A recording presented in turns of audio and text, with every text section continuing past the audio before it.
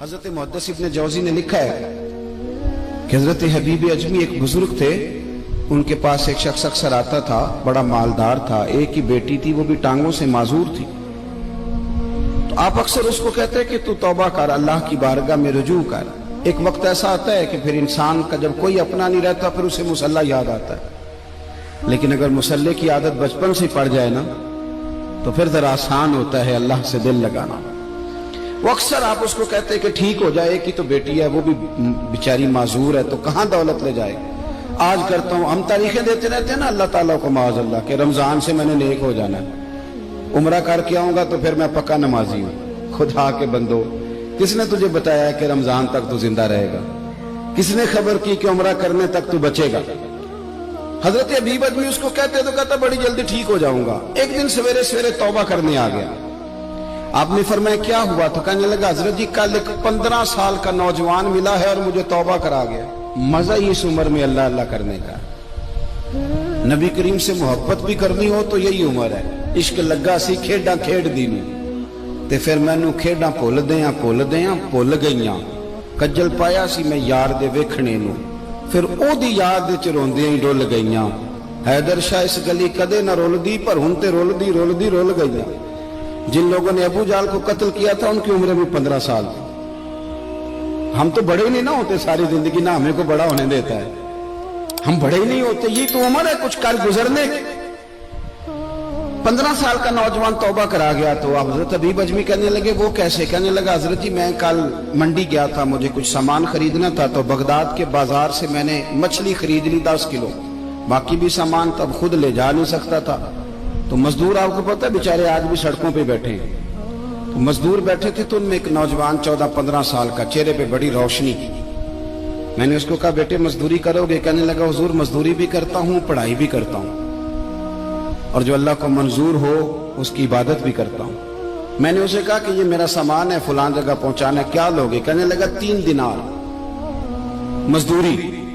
سودا طے ہو گیا، اس نے سامان اٹھا لیا۔ کہتے ہیں رستے میں ظہر کا وقت ہو گیا، کہنے لگا چچا اگر اجازت ہو تو نماز پڑھ دوں۔ 15 سال کا جواب۔ کہتے میں رکھ کے نا وہاں سامان تو پھٹے پہ بیٹھ گیا، وہ نماز پڑھنے چلا گیا، باقی لوگ دیر سے آئے، وہ بچہ جلدی آ گیا۔ میں نے کہا بیٹے آپ جلدی آ گئے؟ کہنے لگے نفل چھوڑ دیے، اب یہی نہ سمجھ لیں کہ کام چور ہے، میں بعد میں پڑھ لوں گا۔ کہتے ہیں وہ دوپہر کا وقت، رمضان بھی نہیں تھا، میں اس بچے کو نوجوان گھر لے گیا اور میں نے اپنی بیوی سے کہا کہ بڑا نیک ہے، نمازی ہے، اور راستے میں یہ بھی ہوا ہے کہ میں نے اسے ایک دفعہ کہا ہے کہ یہ مجھے تھوڑی دیر کے لیے دے دو، گرمی بڑی ہے، تمہیں پسینہ آ رہا ہے، میں اٹھا لیتا ہوں۔ کہنے لگا نہیں چچا میں رزق حلال کھاتا ہوں، اگر آپ اٹھائیں گے تو میں 3 دینار مزدوری پوری نہیں لوں گا، پھر پیسے کم کروں گا، میں نے طے کیا ہے کہ اٹھاؤں گا۔ تو کہتے ہیں میں نے اپنی بیوی کو بتایا تو بڑی متاثر ہوئی، کہنے لگی دوپہر کا کھانا پک گیا، اسے کو روٹی کھا لے، رمضان بھی نہیں تھا۔ کہتے میں باہر نکلا، اس کو 3 دینار تھمائے، تو میں نے کہا بیٹے ایک بات میری مانو گے؟ کہنے لگا بتائیے۔ میں نے کہا کھانا پکائے کھا لو۔ کہنے لگا میں معافی چاہتا ہوں، میں نے روزہ رکھا ہوا ہے۔ حضور نے حکم دیا، حکم نبی کریم نے حکم دیا، بخاری مسلم کی حدیث ہے، فرمایا نوجوانوں اگر تمہارے پاس طاقت ہے تو نکاح کر لو ورنہ روزے رکھو۔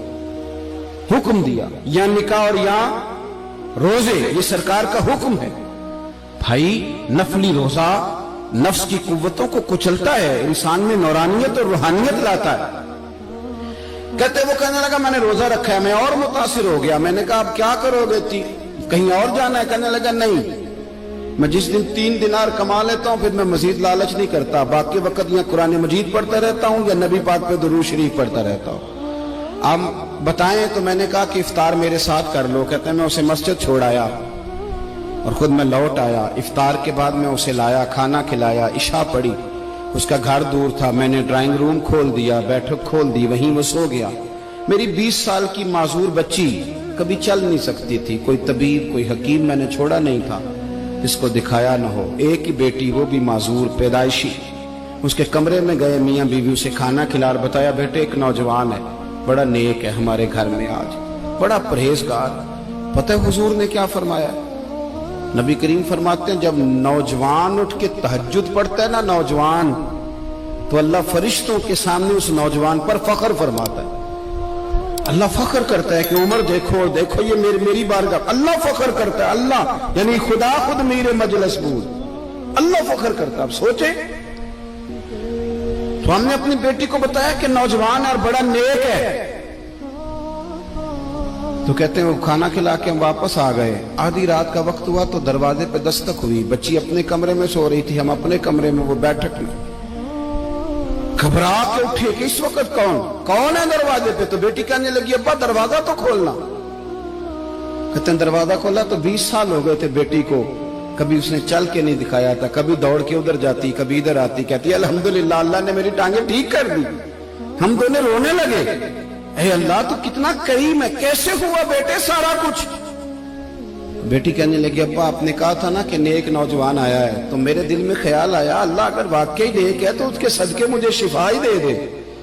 یا ایھا الذین آمنوا اتقوا اللہ وابتغوا الیہ الوسیلہ. تو کہنے لگی ابھی میری دعا بھی پوری نہیں ہوئی تو رب کریم نے فضل کیا ہے اور مجھے شفا عطا کر دی. کہتے ہم دوڑ کے اس کے کمرے میں گئے اور جب ہم نے ہاتھ رکھا تو دروازہ پہلے سے کھلا تھا, ایک خط چھوڑ گیا تھا. آج کل کے پیر کی کرامت ہوتی تو فیس بک پہ دے دیتا, باقیوں کو بھی ذرا پتا چلے. کہتے ہیں وہ خط چھوڑ گیا اپنے بستر پہ کہ اگر تم لوگوں کو مجھ سے محبت ہو گئی ہے تو میرے پیچھے نہ دوڑنا, اس رب کی بارگاہ میں جھکنا جس رب نے میرے اوپر بھی فضل فرمایا ہے اور آپ پر بھی کرم فرمایا.